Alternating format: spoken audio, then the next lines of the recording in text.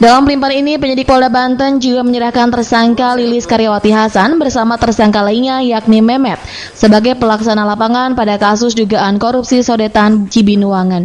Saat dilakukan pelimpahan berkas, salah satu tersangka pada kasus dugaan korupsi pembangunan sarana dan prasarana Sodetan Cibinuangan tahun 2011 senilai 19 miliar yakni Memet mencoba menghindari kamera wartawan dengan bersembunyi di kolong meja. Setelah bersembunyi, Memet kemudian berlari masuk ke dalam ruangan untuk menghindari bidikan kamera wartawan. Selain Memet, dalam pelimpahan berkas ini penyidik Polda Banten juga menyertakan tersangka Lilis Karyawati Hasan sebagai Direktur CV Tunas Mekarjaya yang menjadi tersangka dalam kasus korupsi tersebut kepada Kejaksaan Tinggi Banten.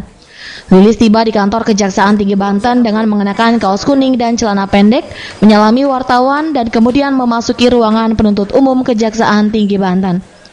Kasih Penkum dan Humas Kejati Banten, Yopi Rulianda mengatakan, pelimpahan yang dilakukan penyidik Polda bersama barang bukti dalam kasus yang dihadapi Lilis Karyawati Hasan merupakan pelimpahan tahap 2. Pelimpahan dilakukan karena berkas Lilis dan Memet sudah lengkap atau P21. Selanjutnya, berkas dan barang bukti dalam kasus tersebut secepatnya akan dilimpahkan ke Pengadilan Negeri Serang untuk disidangkan.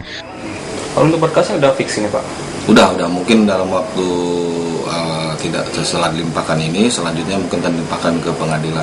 Kapan kira-kira akan dilimpahkan ini, Pak? Nah, itu nanti tim penuntut umumnya, tapi kemungkinan tidak lebih dari secepatnya dilimpahkan.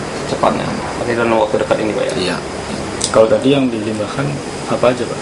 Menurut Yopi, selain berkas korupsi, dalam pelimpahan tersebut juga dilimpahkan berkas tindak pidana kriminal kepada Kejari Serang, yakni kasus perusakan mobil yang dilakukan oleh Lilis Karyawati Hasan terhadap sebuah kendaraan milik Erhan Hazrumi di kantor PT Sinar Ciomas Raya Kontraktor.